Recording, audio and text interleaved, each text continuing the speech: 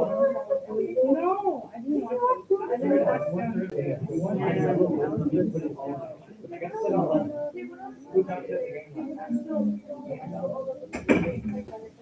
All right, so let's look at the beginning of chapter 9. We'll do just the beginning of 9:1, and then we can take questions on chapter 8 stuff towards your test tomorrow. So you can see on the first page, my vocab and tech page. We have a whole bunch of new vocab, and we do have some new things you're going to be learning on the calculator in this chapter, okay? On the 9:1 notes, the first part of this is literally just a repeat of what we did with the free throw intro exercise that we did. So I had everyone simulate tossing 50 free throws, and you did it 100 times, and then we made a graph of it. This is a screenshot out of your textbook where they did the same exercise we did, but they did it 400 times. So instead of having 100 dots in their graph, they have 400, okay? So officially, notation on this, what we calculated, and this is again a review from the exercise, we calculated what is the probability that this basketball player's percentage, okay, p hat, because it was based on his sample, what's the probability that he would come in less than 64%? And in this particular example, it came in to be 3 out of 400, which is even lower than what I think most of us saw yesterday. And that comes out to be less than 1%. Okay, so we are going to be learning about the process called significance tests. So in your calculator, you know, I said Inspires, you have like one menu of confidence intervals and one menu of tests. We're going to be in that other menu. 83s and 84s, well, we're not going to use them today, but I'm just saying in general. 83s and 84s, you're going to be in that same menu, but where they're all dumped together, and you just have to make sure you pick the right one. Okay, so one of the things I've been doing with you for a while is we come up with a probability, and I say, okay, what do you think? Could that just happen? And I haven't given you a level of how small is so small that we would say, wow, I reject that. That's what we're going to learn to do. Okay, the basic idea behind significance testing is to finally provide a numerical way to decide how small is so small on this that we would say, okay, we don't believe you anymore. We're going to reject your claim. And that's how we phrase it. He has his claim, I'm an 80% free throw shooter. Based on this, we say, I reject your claim. Okay, we don't say we proved anything, but we would reject his claim at that point. You test claims regarding a population parameter, a proportion, a mean, a standard deviation. And as a review, if we're doing population parameters, we're talking a P, not a P hat. We're talking a mu, not X bar. It could be a sigma, not an S. Okay, we use these symbols. You will not be using P hats. You will not be using X bars, and you're not going to be using S's, at least when you write things on your paper, when you set up your significance tests, okay? You really need to make sure you understand when am I using a symbol for a parameter versus my sample, okay? You never test claims about a sample statistic. You don't have to test the results of a sample, because if it's a sample, it happened, okay? So you're testing a parameter. We're saying, okay, do we believe your 80% claim? Do it. His P hat came in then at 64%, okay? So you're going to have to set up things called the null hypothesis and the alternative hypothesis. Significance testing is also called hypothesis testing, okay? So the null hypothesis is the statement that is assumed to be true until evidence would indicate otherwise. It is the given statement about the current population parameter, the status quo, what someone claims to be true. This will have an equal sign. If you're trying to discredit a current hypothesis, that would be your null hypothesis. So we were trying to discredit this basketball player. His 80% would have been part of our null hypothesis, okay? The alternative hypothesis is the claim about the population that you're going to be testing. This statement will have an inequality symbol. It can have a not equal to, a less than, a greater than, where this one always has an equal sign. The symbol will tell you whether it's a one or a two-tailed test. It will use the same numerical value as the null hypothesis. If you are trying to establish a new theory, that's generally your alternative hypothesis. So the alternative hypothesis, depending on what website or what textbook you read, sometimes they call it H sub 1, sometimes they call it H sub A. This one, is it a 0 or an O? Who knows? Because it kind of depends on which of these you're using. But if it's a 0, some people actually, in mathematics, a 0 is sometimes, I don't know if you've ever heard the word not. No. Yeah, so they'll call that H naught, okay? Other times, people, if they're using H sub A, they literally call this the ha, and they call this the ho. The ho and the ha. All right, the ho and the ha. All right. The direction of your test should be selected before you collect your data. Okay, so back to the basketball example. His claim is, I am an 80% free throw shooter. I'm going to jump ahead. I'm going to jump. Example 1C is actually, I use that same example. So the null hypothesis, H sub 0, you would say this guy claims his percentage is 80%. And you're like, no way, you're not that good. So your alternative hypothesis is, I think your percentage is lower than 80%. I think it's lower, okay? That should be done before you collect your data. So we collected our data through a simulation, okay? So this, if you're doing a significance test, this is done first, then you collect your data. Because for example, what if when you collected your data, he came in at 82%? Then you're like, okay, I guess you are that good. All right, done. But when he came in lower, you're like, okay, you came in lower. Now you have to make the decision. Was it just a bad day? Or was it so low that we're going to say, see, I told you, you suck. Okay, that's going to be a nice part of my video right there. But that's it. You establish this direction ahead of time. Okay. The other thing you always do is you always define that parameter. P is the true free throw percentage for this basketball player. I have my students forget that a lot. Okay, that's a common mistake. They don't define it. The other common mistake is they put hats on here. No, these are parameters, okay? And this, by the way, this would be a one-tailed test. Because all we're looking for is, does he come in below the 80%? All right, so on these other examples, I'll jump back up to part A. According to a Gallup poll, and Gallup is just a very common polling organization, a poll way back in 1995 said that 74% of Americans felt that men were more aggressive than women. That is a claim. That is your null hypothesis. My null hypothesis is that the percentage is 74%. What percentage? P is the true proportion of Americans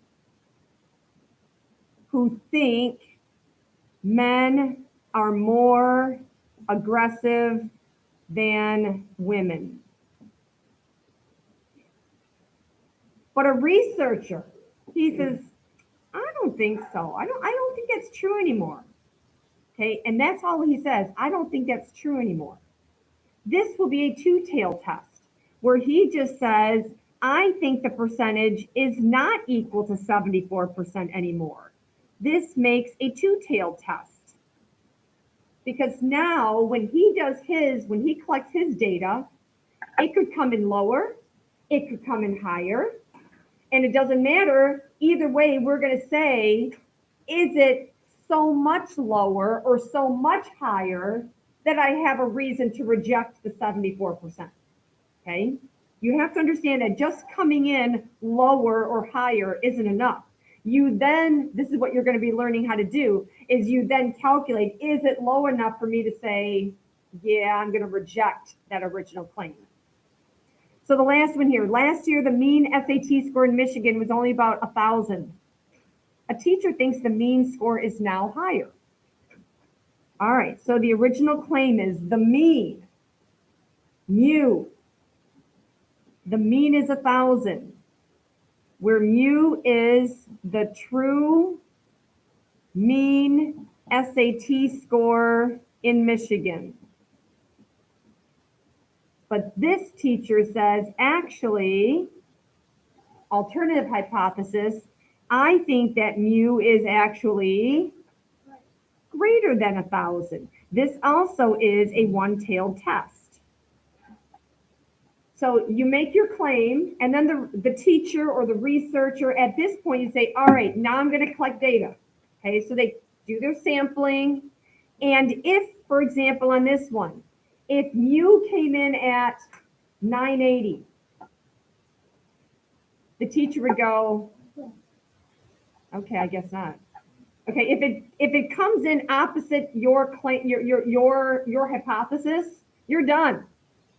But let's say it comes in at 1,100. That teacher cannot say, see, I told you, because that 100 difference could just be, random variation. That's where you would go into the calculation to say, okay, it came in higher. But is it high enough for me to say it really is no longer 1,000? Okay, and that's what we're going to be learning how to do. So that leads us to the next step. How do you know when to reject? When to say, my new claim is the better one? The goal of hypothesis testing is to help determine whether we have enough evidence to reject the original claim, the null hypothesis. And we use something called a p-value. Now, before you wig out like, oh my gosh, another p, because we already have lowercase p for proportion. We already have capital P for probability. What we call the p-value is actually the same as that one. In this example, that would have been our p-value. It's the answer to the probability after you go through and do all the math. Now, understand this example was based on a simulation. You're going to be basing your conclusions, your p-values on, you're going to actually be given some data and you're going to analyze it, whatever. Okay, but the answer to your probability becomes your p-value. Okay, a p-value is computed assuming the null hypothesis is true. And I think I've emphasized that a lot with you guys. You have to automatically say, all right, I'm going to trust you.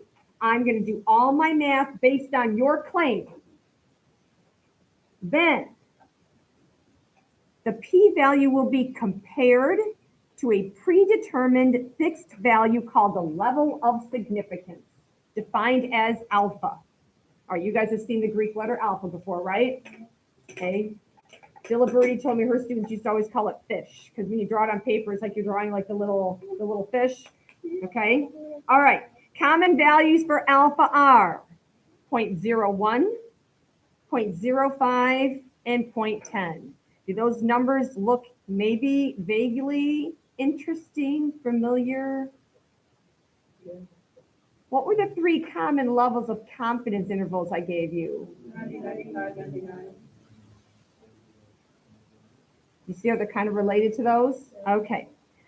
So these are your comparison values. If your p-value is small, meaning you come in with a probability smaller than alpha. Now, you're supposed to pick your alpha before you conduct your test. However, you understand that on our basketball example, the one that I put here, do you see how that one came in smaller than any level of alpha that people might use? Okay, I don't care which level of alpha you might have applied here. My p-value came in small, and therefore I would now say I reject the null hypothesis and I support the alternative. Again, don't say you proved it. All you do is you say to the guy, I reject your claim of 80%. I think that your percentage of success is lower. You still don't know if it's 64%, for example. All you have now is evidence to say, I don't think you're an 80% free throw shooter. I think you're lower than that. That's all you can say, okay? If your p-value comes in equal to your alpha or larger, then we just say we failed to reject it. You don't say you've proven the alternative. All you can do is say that we've proven the null or the alternative. Let me rephrase that. All you could do on this thing is say, I failed to reject your null hypothesis. Okay, so let's say that guy says, I'm an 80% shooter and he comes in at 82%. Okay. Okay, what if he came in at 78%? That might be lower, but that might not be significantly lower. So you might say, okay, so you only shot 78%, so you just had a bad day. Okay, all you can do is either reject the null hypothesis or you fail to reject. That's going to be your phrasing. You've got an AP phrasing here for how to interpret that p-value. And you start by saying, assuming that the null hypothesis is true, assuming you really are an 80% free throw shooter, the chances of you coming in at 64% or lower is under 1%. Yeah, you really have been kind of doing this before. I've been kind of feeding this to you along the way, okay? All right, now the next page is better than what you think because I didn't realize this. I was moving things around. Isn't that a total duplicate of what we just talked through? Okay, it just got copied and pasted on this page. All right, so just to kind of prove a point here, what I want you to look at, we're going to do the same idea, same guy, okay? Same guy. He says he's an 80% shooter. And let's say you put him at the line, take 50 shots. He makes 36 out of 50. He comes in at 72%. So, can you automatically say, see, I told you, you're no good? It depends. I will tell you that when you actually learn how to do the math, the p-value for this would be 0.0786. So in other words, assuming you really are an 80% free throw shooter, the chances of you making only 36 out of 50, only hitting 72%, just due to random chance, hitting only that or worse, about 8%. That could just happen 8% of the time, okay? If you had predetermined that you were going to do an alpha of 1.01, 1%, you're going to ask yourself, is P smaller than alpha? Is 0.0786 smaller than 0.01? No. So since you did not come in smaller than alpha, this is going to be a fail to reject.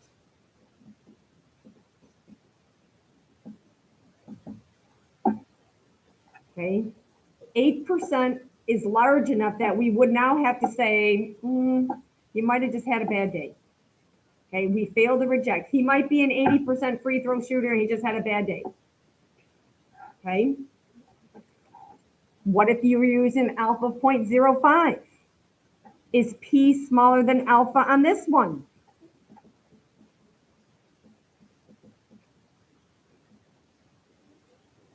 Is 8% smaller than 5%? No. Another failed to reject.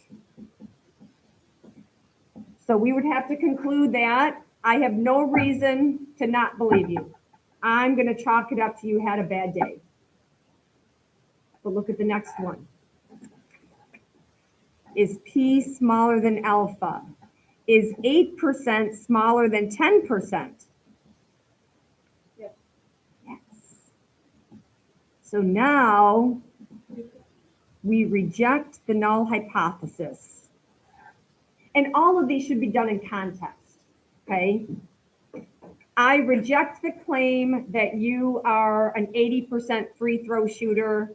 I think your performance is actually lower.